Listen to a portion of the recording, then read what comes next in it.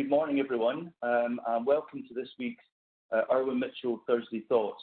I'm Craig Marfield. I'm the Divisional Chief Executive for our Personal Legal Services business, and I sit on the Irwin Mitchell board. We're running a series of webinars each week at the moment. Perhaps not surprisingly, those are particularly or principally about legal and related issues. Every Thursday, though, we take a bit of time out to bring together our clients, our communities, and our colleagues to look at things through a slightly different lens. So I wanted to start off by thanking everyone who's connected with us today. It's great to see such a mix of participants. So a couple of quick housekeeping matters to get us started.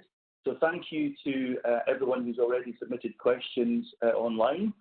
If you haven't yet asked a question but you would like to do so, then please submit them via the question and answer function on your screen, and we will seek to answer as many as possible during the course of our discussion this morning.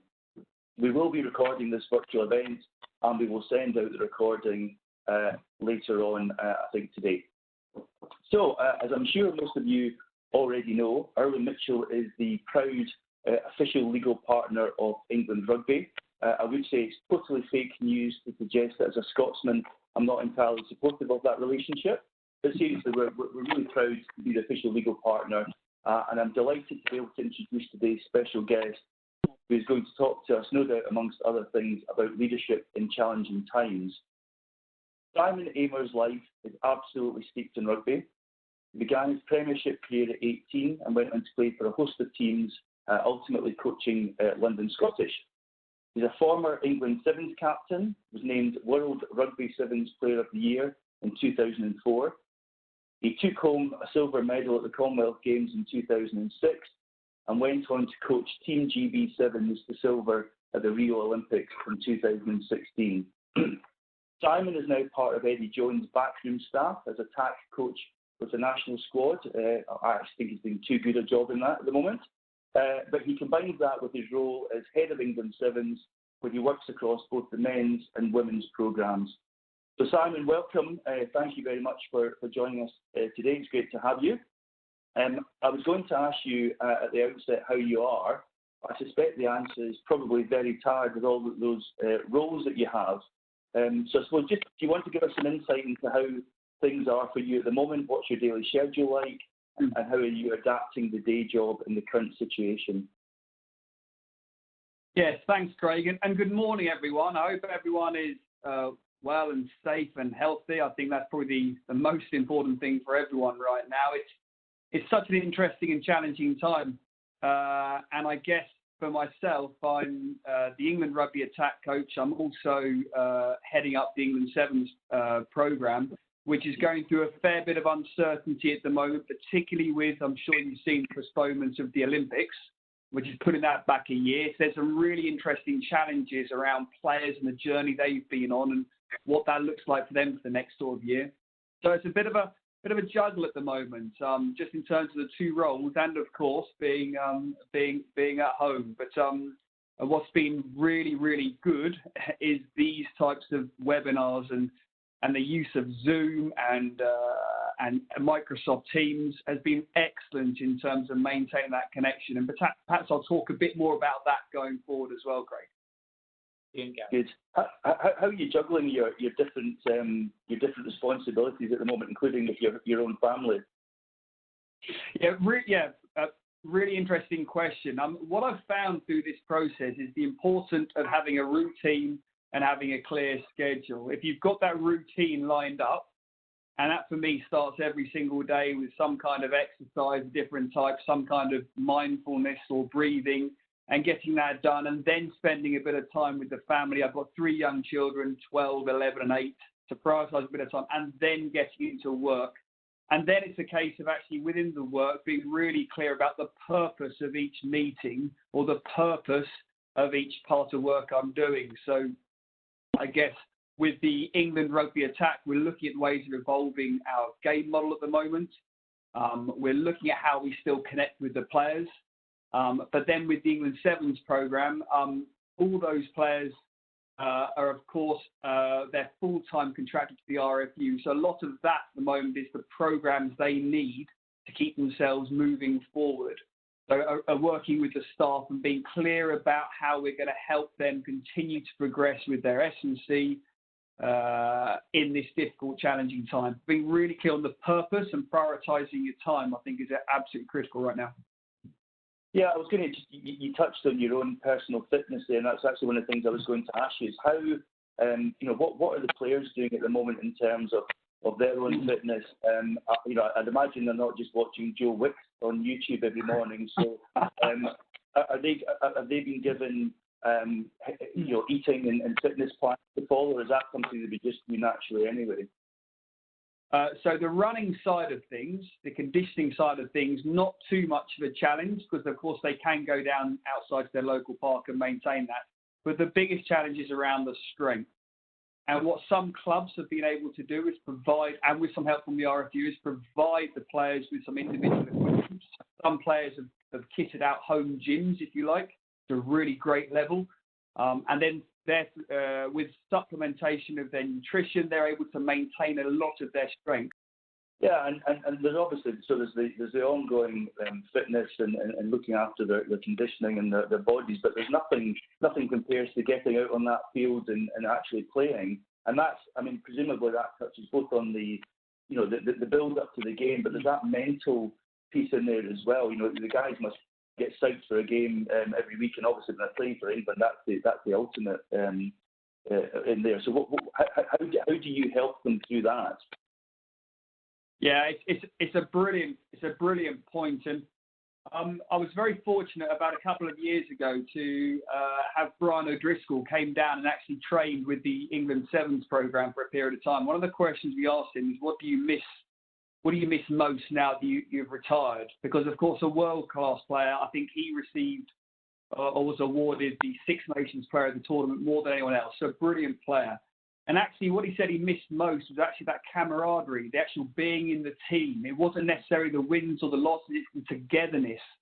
And that's something that I think everyone has really been trying hard to maintain through challenging times. There's been a lot of WhatsApp groups, lots of Zoom calls, and different purposes, sometimes doing shared fitness sessions together. So the players can actually get on a call and actually do fitness workouts together. And sometimes it's just sharing thoughts and understandings about the game. And then sometimes it's just about being people together. So again, being really clear about the purpose of each one of those events, if you like, to make sure you're getting that social connection, that togetherness, which is so important, as well as the benefits that come to conditioning and game intelligence, I guess. Yeah. And what about your own leadership style? To the extent that you're leading the guys week in and week out, have you had to, or to what extent have you had to develop that to be able to do that remotely? Yeah, it's a really interesting one for myself because I'm effectively the head of the England Sevens program, so I head up the men's and women's. So I have staff that sit underneath me there, and then there are players below that one. And then there's the England Attack Coach role where I coordinate the coaches, but the players, of course, are club players. So very different kind of relationships going around there. And I guess one of the things that has been most clear to me over this period of time, regardless of the role you're operating in, is the importance of understanding and working with individual people. So regardless of whether it's a player at a club here, or it's an England full-time contracted player, or it's a staff in the Sevens program, or it's an assistant coach in the 15s program, everyone is responding slightly differently to the challenges of this situation we're all in right now. And understanding those people on an individual basis is absolutely the most important thing right now. What's the balance? I think I'm right in saying that the Sevens players are obviously not playing for clubs; they're committed to the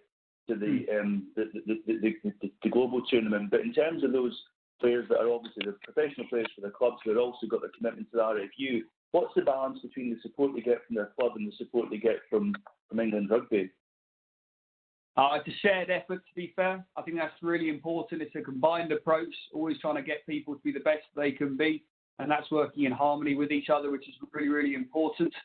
But again, you're going into this individual situation right now. So different players at certain clubs have their programs, and how do we align with those ones? That'll be different to another club that have their programs. How do we align with that? So again, the individual, and that's before you look at positions of props, the scrum halves, the wings and the like.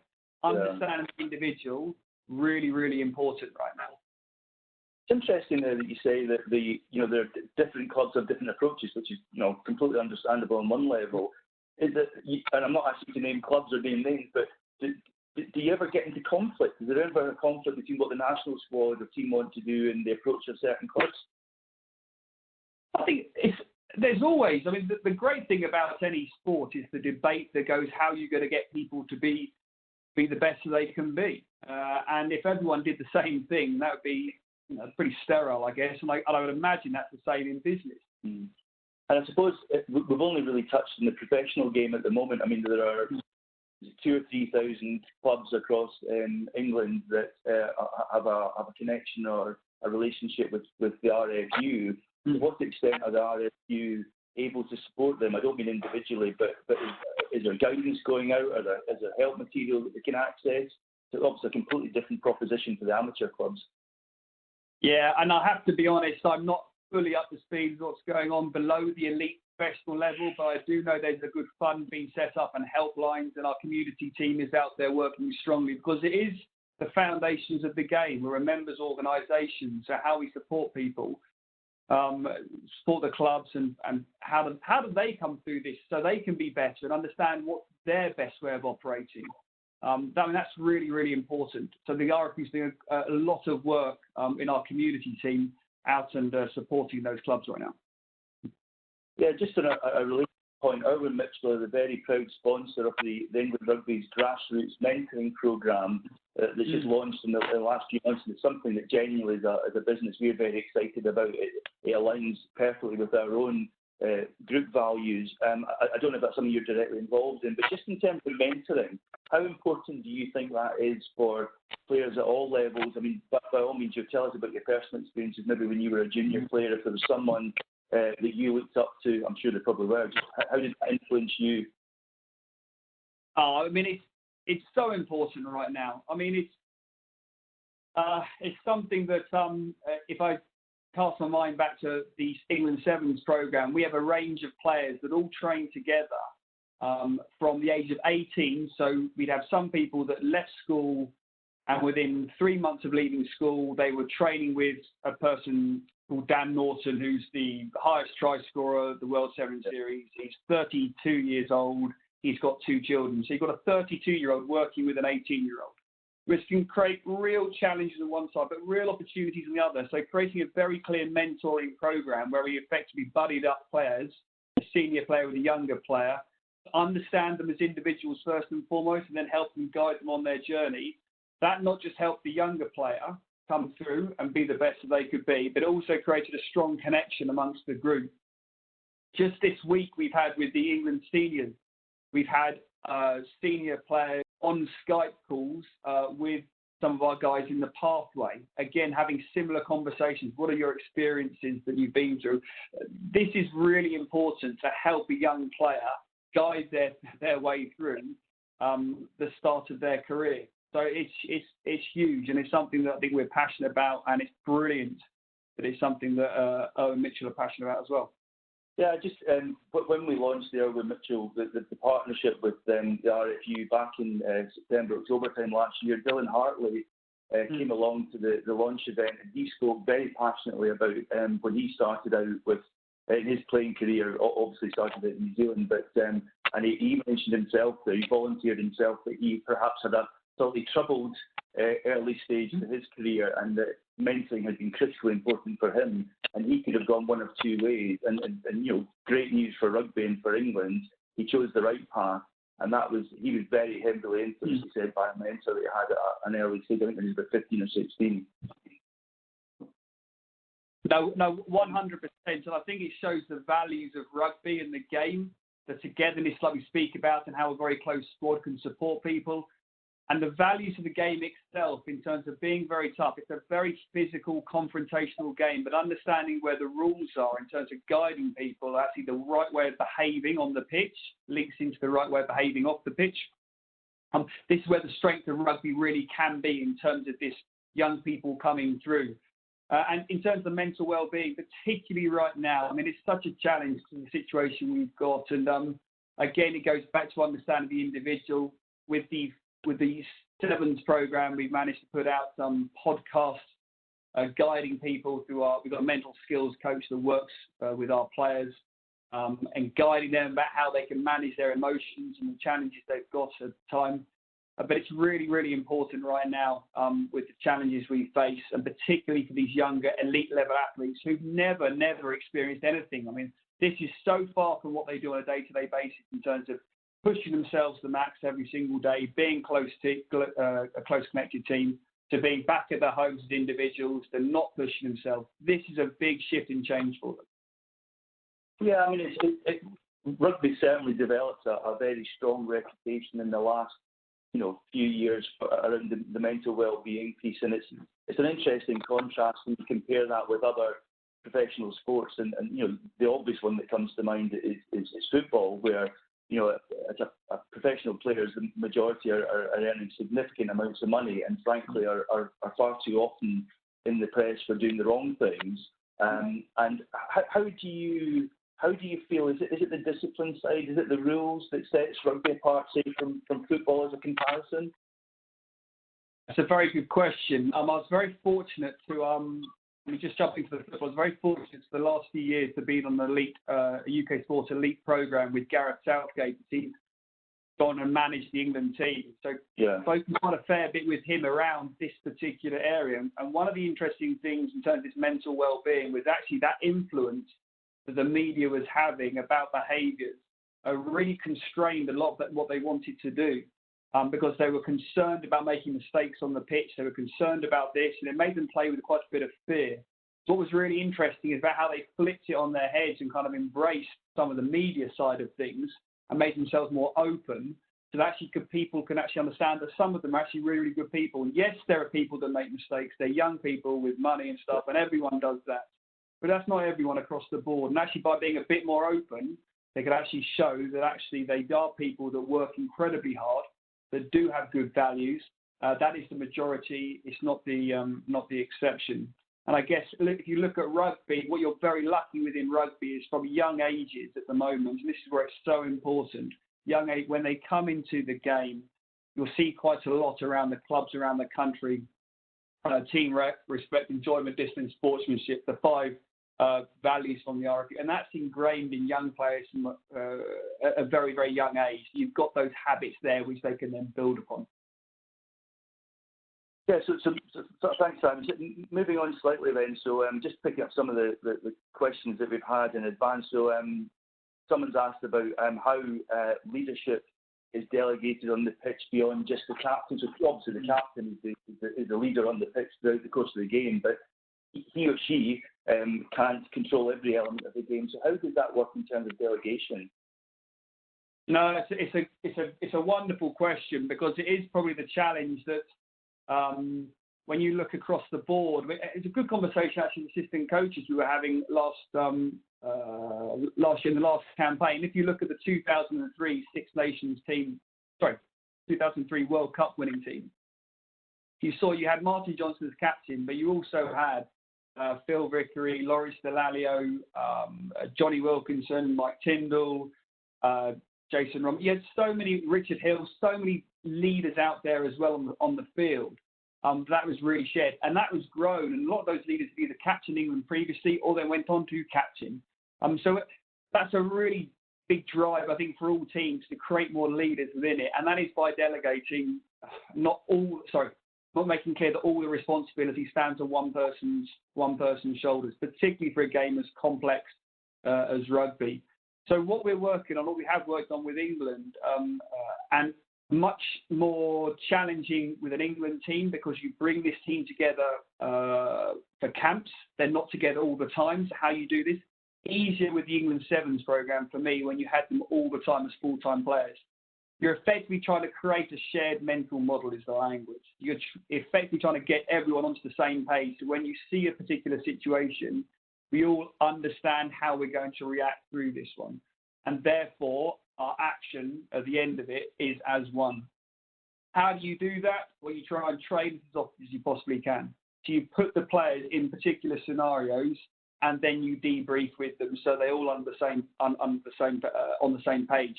Like I said, much more challenging with an England camp-based team when you don't have much time with them.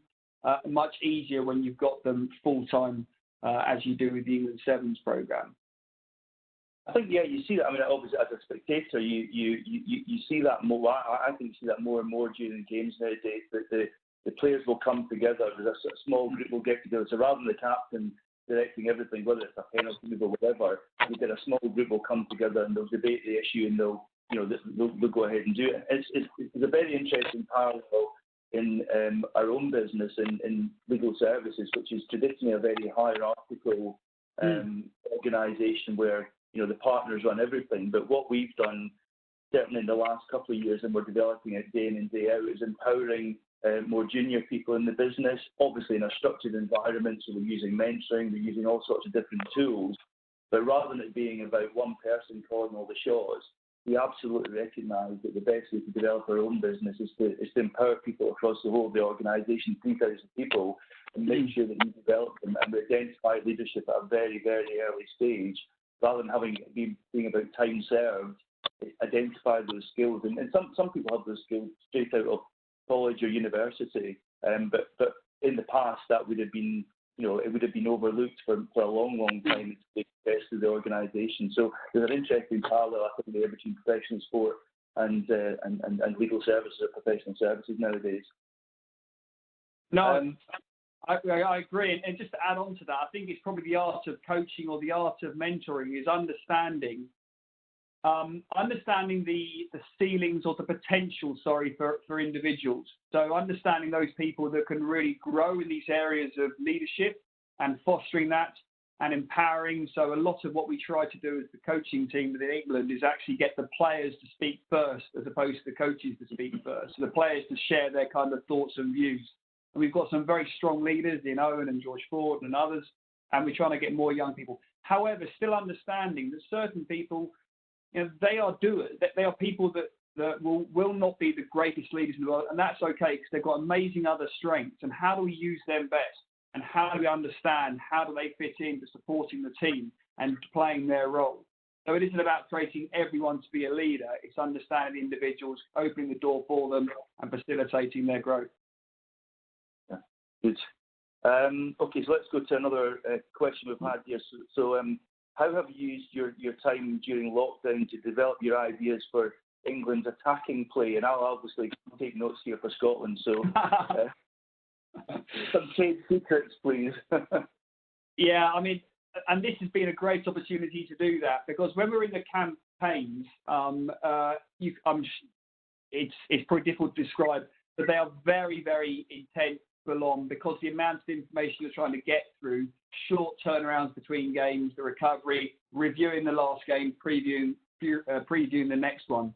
The detail is very, very important, and then how we channel that detail as coaches to give the players some really clear messages, really, really important. So actually this period now has enabled us some really good reflections to look back through the games, to actually look forward to where we think the game could be going based upon potential changes to the rules that the World Rugby may be looking at doing.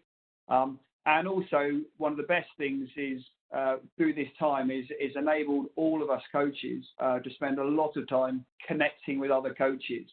So we've all been able to speak with lots of other coaches with the time they've got on their hands about what their game models look like. And that all comes back into the mix for us looking at how we improve things. So it's been a really good opportunity right now with this time on our hands.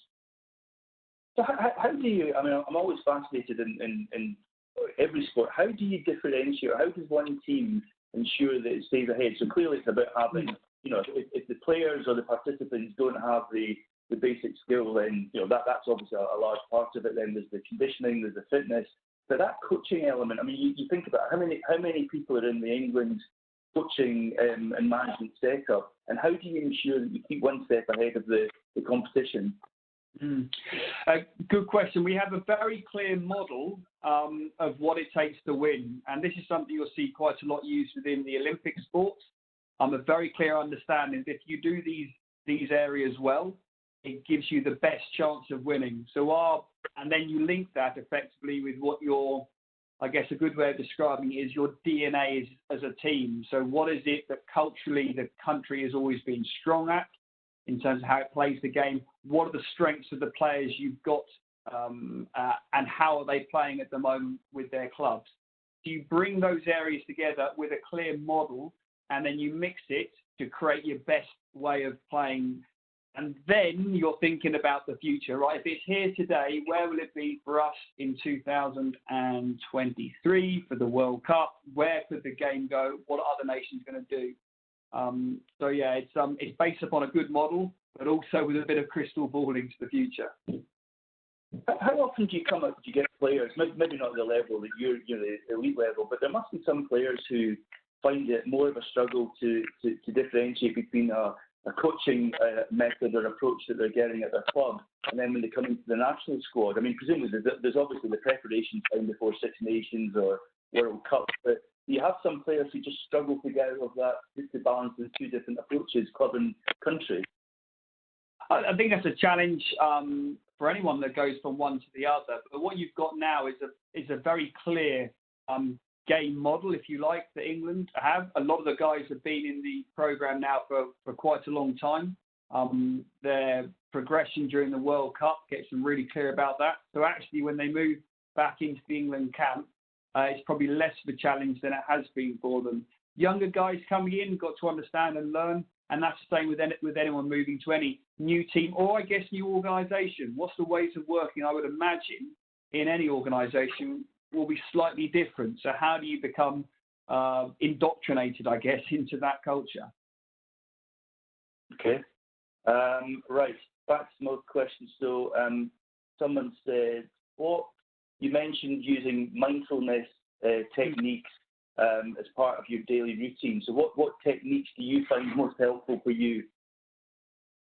I use at the moment Headspace, and I also we're doing some breathing work, some nasal breathing, because there's evidence out there about how that can improve your concentration levels and reducing stress and anxiety. And everything we're trying to do is to create being as present as you possibly can in that moment. So whatever it is, there are so many conflicting things going on in the game of rugby, in training. There's also your self-awareness of where your own emotions are at based upon family situations or the like.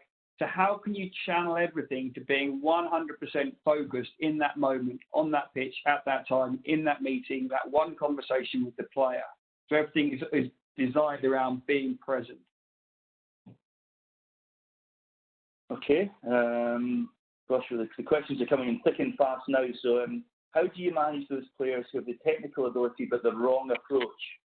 I'd imagine you probably don't come across many of those at your level, but... technical ability. So I guess when somebody asks that question, they're saying they've got their good catch and pass or kick, but the wrong approach. I guess, is that in terms of attitude? Is that what the question is? I think so. Yeah. Yeah. The first thing about being a great team is you need to have a team first, and that is very, very important for the England team and for the England Sevens team. So a poor attitude doesn't last very, very long. Now, that's really interesting because, of course, what you can often see is actually people that may be perceived as having a poor attitude, when they get in a group of people, a strong group that are connected and can go, that group can actually make that person a better person, if you like. They can improve their attitude through being part of that kind of group, and you do often see that. Yeah.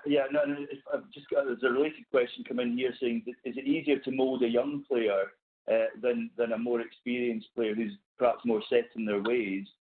I'd imagine when they come into the England setup, that they're going to be fairly malleable, flexible, otherwise they wouldn't be there. But is that right? Is it a young player better to get them at that stage in their career? No, really interesting question. Actually, there's two kind of ways of looking at this one, because in the England squad we have the Six Nations, we did have a couple of 20-year-olds, and then we also had some some guys, I think Courtney as well, who's 34, I think it is, maybe 32. So a real mix there. Technically, it's usually easier to change someone who's at a younger age because they've got less habit basically coming in. So that can be a good thing. Older players, of course, have got more life experience as well, probably seen more things as well. So actually, you do quite often see sometimes a shift in people's perceptions or the way they behave or prepare or the like because of their life experience as an older kind of age. So again, it's very much about the individual, I think, on this one. But okay. So we've got a question here negatively about Six Nations. What's your view on what we should do with the Six Nations this year? It's obviously been interrupted partway through. Sorry, as in what would I do? Would we continue it or finish it? Sorry. I think just finish it now, or let Scotland win it, or carry it on, or. I mean, wherever possible, I think to conclude a competition would be good across all kinds of sport at the moment. But you've just got to be mindful of actually this is far more complex than just saying that, because it isn't just a case of, well, when games get back up and running, we just finish one competition, because ultimately another competition probably needs to have started. And what you don't want to have is this huge sort of you're juggling this competition with this competition, juggling players. That's a real challenge. So. Ideally complete every competition, but ultimately not at the expense of player welfare, which is critical. Yeah, so I mean, if the Six Nations is to be completed, the likelihood is it will be at the other end of the summer, and that will then bash up against the Autumn Internationals. So there's a likelihood that the Autumn Internationals will not go ahead. Well, this is the huge hypotheticals all around at the moment side of things, and I think there's lots of great intentions from people, but number one, it's about getting through the lockdown process, people staying healthy, people making the right choices that way, because we know just how critical and challenging a disease this is. And like I said, the intention is to get rugby up and running, but not at the expense of anything else. Yeah, no, obviously. Okay. Right, so back to you then. So looking back at your own career, both as a player and a coach, what's been the biggest challenge, and how did you overcome it? Oh, the biggest? Wow, there's been quite a few. I remember one of my first coaching opportunity actually was with London Scottish. This was when I was just late 20s. I was very fortunate that the chairman of Tesco, Sir David Reed, asked me to be the director of rugby and try and get the team from National 1 to the Championship. And this is my first full-time kind of coaching kind of role. And 3 games in, we'd lost all 3 games, which wasn't a great start because we needed to get promoted that year. And I guess it's one of those ones where you look back on it and you've got a very clear vision about and plan of what you want to do. But one of the big ones I kind of learned over the period of time is swallowing your pride and occasions and recognizing when you may have got that plan wrong and having that strength to adapt and shift it. There's also the times when actually you've got to stick to your guns and follow this one through. And so what was clear for me was whatever you do with these longer term plans, the evidence that supports either one, whether you're getting it right or getting it wrong, to inform those decisions is critical. So that was probably one of the biggest early lessons I learned on that one. Well, I touched in the intro about you having coached the Team GB7s at the Rio Olympics. I mean, I imagine the preparation for that is a challenge. It must be very exciting, but it must be a challenge. Give us a few minutes on what the prep is for that. I mean, so it was an amazing opportunity and it was an amazing experience. I will try and be as succinct as I possibly can. We effectively had 11 weeks from when the World Series finished to when the Olympics was to bring the home nations together. So Great Britain doesn't play on the World Series, England, Scotland and Wales.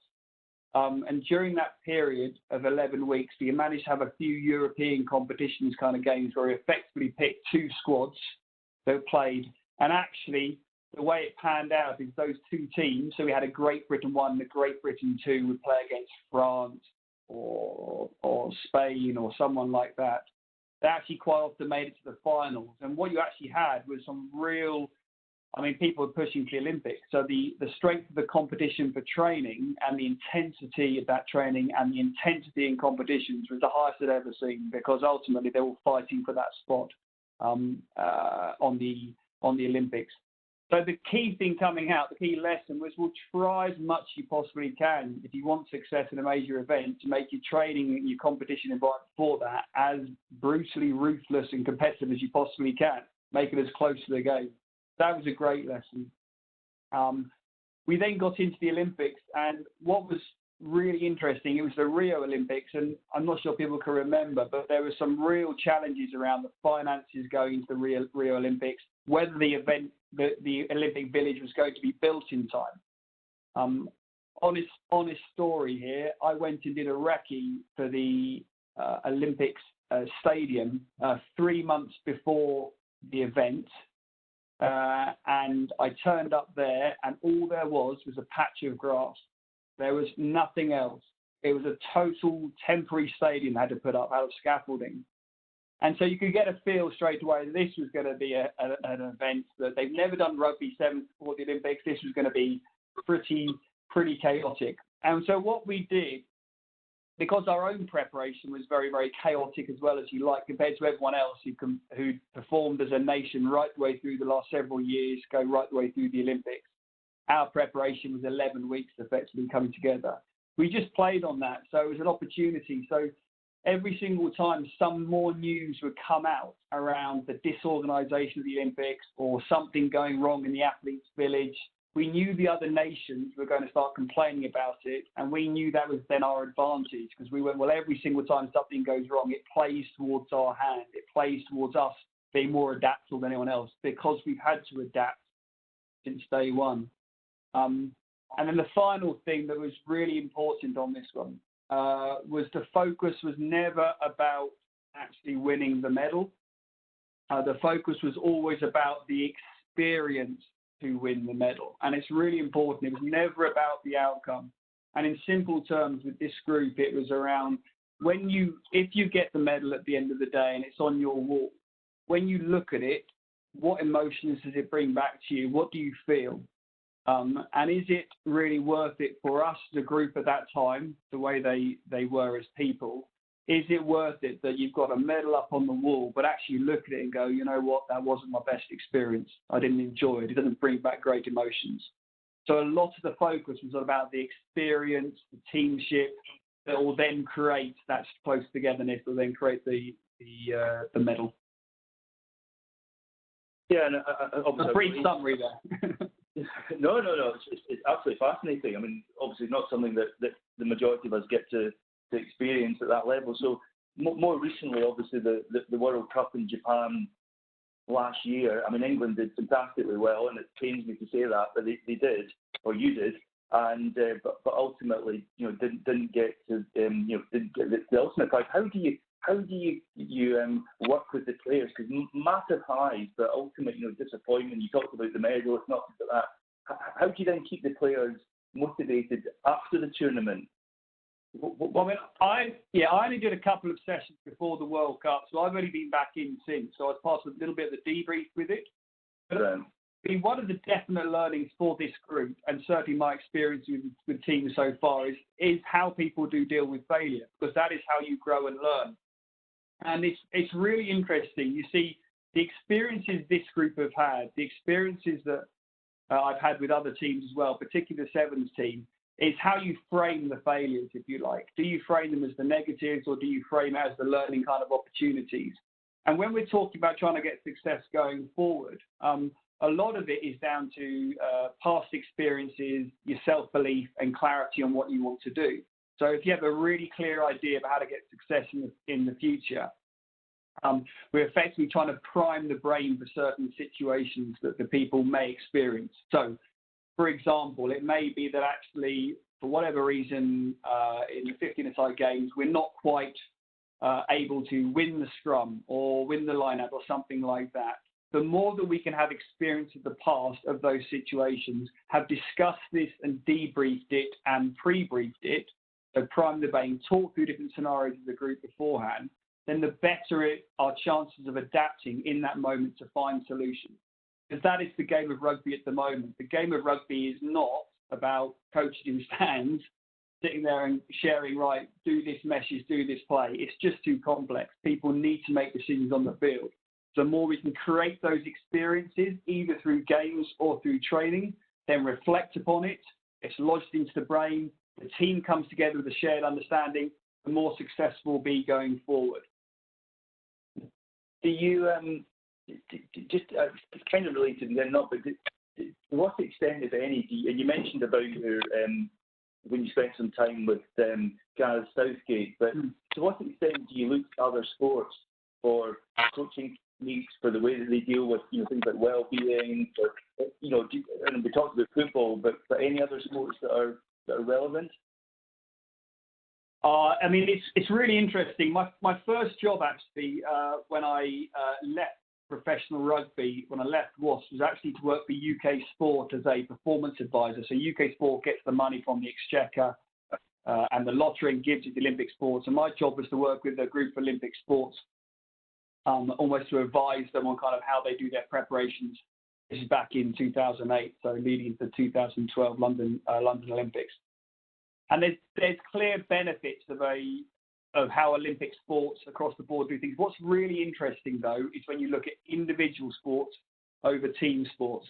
And the mindset about how looking over an individual, a coach working one-to-one with someone there on their well-being, on their athletic development, but like over a coach that's got to work with a group of players, then working on that complex mix of actually, if I say one thing to one person, how do they take that on board? But if I'm saying it in a group, okay, that conversation there, is that being picked up by this person? What's the best way of him learning or her learning? And I was really fortunate. My first coaching opportunities was to work with the England Women's Sevens team and understanding how to connect a group of women together and to be a shared understanding of a model, speak in a certain way that connects them all was a brilliant learning experience. But that's the key thing I'm looking at here, is again, understanding joining dots, individual to individual, and making sure you're connecting with as many people there as possible. Yeah, you mentioned about the women's game there. We've maybe not really touched on that. So we've seen an awful lot about women's football in the last few years, on the back of the World Cup, for instance. So what, and the attendance at games, at women's club games, and women's internationals has increased, stratospherically. How does rugby make sure it doesn't lose out, women's rugby? It's a good question. I don't know the ins and outs on this one, if I'm being honest, but I have seen there's been a great focus on the RFU in developing materials Premiership 15 and the central contracts with the women's players. And what you've seen there is the attendance numbers for the England Six Nations has been fantastic going forward. So it's a definite focus of growth. And I don't, again, I'm not certain on the facts, but I know the numbers of young girls playing is really growing, which is fantastic. Because there are very limited opportunities for team sports at the moment, but also, for girls that want to do physical team sports as well. There's an appetite, which is fantastic. Okay. There's been a lot of kind of press reporting, a lot of discussion over the last year about head injuries in rugby, and in football for that matter as well. And I appreciate you're maybe not involved directly in that, but I know it's something that the RFU has been looking at. Do you have a view on that? Do you think we're doing enough? Do you think that we need to do more? You look at American football and they're wearing helmets, and I don't think we'll get to that point, but what's your view on that? I mean, it's a global challenge. And I think the progress that's been made, people may have seen this reduction in the tackle height law. So people actually having to drop where they tackle has been very, very positive. And there's been, as I understand it, some good evidence showing that's made a reduction there, which is good. There's also been better understanding about this type of injury, which is really, really good. It's a continual focus, and I think it's important. So it's going in the right direction, no doubt around it. Okay, I'm trying to get as many of these questions as possible. So someone said, what do you think is the best thing about the current situation? Obviously, not ignoring the horrendous cost in people's lives and businesses, but in terms of the positive, because there have been some positives. That, for our business, the remote working has worked very successfully. So what would you say has been the most positive outcome of the current situation, either for you personally or for in your professional roles? Yeah, I mean, for me personally, I've been very lucky. I've been for 7 years or so. I've been travelling the world a lot for multiple sevens tournaments and with competitions. So I've got a young family, and I've got an amazing wife who does a tremendous job. But I haven't had as much time to spend with them as I definitely would have liked. And I guess it's probably the challenge lots of people face that work distance from their families, and sports coaching is definitely one of them. So the last few weeks for me to actually spend consistent time and to have dinner every single evening with my family has been a huge, huge positive. So I'm very lucky on that side of things. Generally speaking, I think everyone is positive about the way that people can do more of this type of connections. There is still definite challenges that whilst there is, I'm not sure how many people are on this conference right now, it is still almost a one-to-one. And you miss that connection with people and debates and discussions and getting the emotional feel of a room, which I think is really critical to engaging with people and to really growing teams. But certainly this as a way of operating, I think, is a great one going forward. Okay. What else have we got? Oh, here's a great one. So what one word would you use to describe Eddie Jones? Driven. Or even better, winner. I mean, he is a true winner. Everything is around challenging you to find a better way to improve all the time. Consistently trying to find better ways. Always being clear about how to win. Fascinating, actually, the impact, and this is probably stating the obvious, but the impact that a leader at that level can have both positively and negatively. The ability to influence at that level is quite unbelievable. I mean, it's clearly you're in a similar role. How do you keep it always on?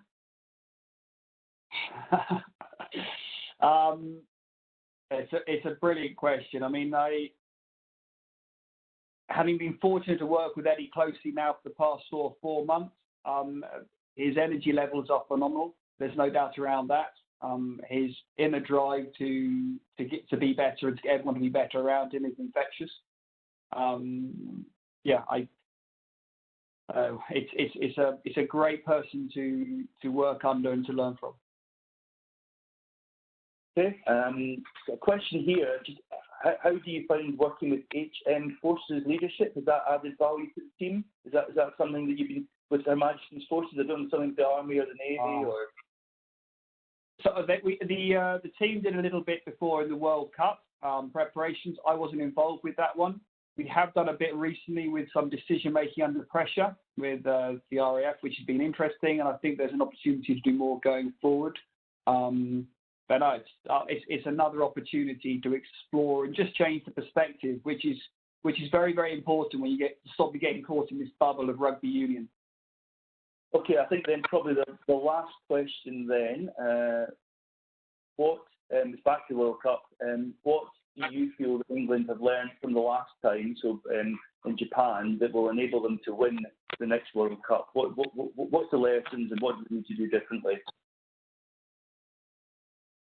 Yeah, I think one of the things that was probably most pleasing throughout this Six Nations campaign was the team's ability to adapt. And when the momentum went against us, there were key times just after, good examples being just after half-time against Ireland, when we really didn't get that first bit right and we lost momentum.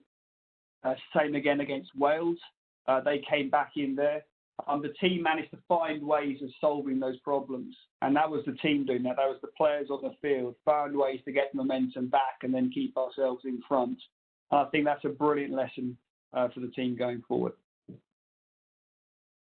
Okay, so I think we've got a couple of minutes left. Simon, any final insights or experiences that you'd like to share with our audience today? I think you've asked some brilliant questions. We've covered them all. I mean, the main one I kind of do really want to emphasise is the ability for people to learn from failure and to. It's an interesting one, coaching kind of wise, because as a coach, what you often get caught up is trying to help people, and you provide the solutions to them. So a great analogy, I guess, would be the doing weights. If you're spotting someone, if you want someone to get stronger, if you're spotting someone on the bench, you need them to go through those tough times and then to lift the weights and then to get to the point where they can't do any more and then to fail and then you help them. And quite often as coaches, we often tend to step in and give them the answers before they've been through those tough kind of moments. And it's a similar to parenting, I'm finding as well. You know, you want to protect your children, actually give them the answers, but sometimes people need to experience it themselves. And I guess that's probably the biggest learn-ons for myself is my coaching career is how do you take people into those tough moments so they are failing, they are having tough times, and that's how they learn their most. That's when they actually develop the greatest, I think. Yeah, it's an interesting analogy actually about children. So mine are 17, 20 and 21, and there's definitely something in that about allowing them not to fail, but to experience things from themselves. There's only so much you can do to look out for them. So, look, that's really the end of the question, Simon. So it goes without saying, thank you so much indeed for finding the time. I'm conscious of how busy you are, and notwithstanding the fact that there's a bit of a hiatus at the moment, but really appreciated your time today. I'm sure we could have spoken for hours and hours. It's been fascinating. So thank you also to our audience today for taking the time to join us. I appreciate you've all got lots of things you could be doing, so it's really appreciated. What I would want to do just to finish off is to point you to the Coronavirus Hub on the Irwin Mitchell website. There's some fantastic legal and other updates on there. We've been building up quite an extensive body of advice and knowledge over the last 5 or 6 weeks, so please take the time if you can to have a look and feel free to let us have any feedback. We'd also like your feedback on today's session, so if you were able to complete a short feedback survey at the end with any thoughts on future events that you'd like us to cover, that would be great. So you can do that at events@irwinmitchell.com. And then just to finish from me, so if you've enjoyed today's session, I was Craig Marshall. If you haven't enjoyed it, I was Eddie Jones. So thank you, and have a good day, everyone. Cheers. Thanks, Rick.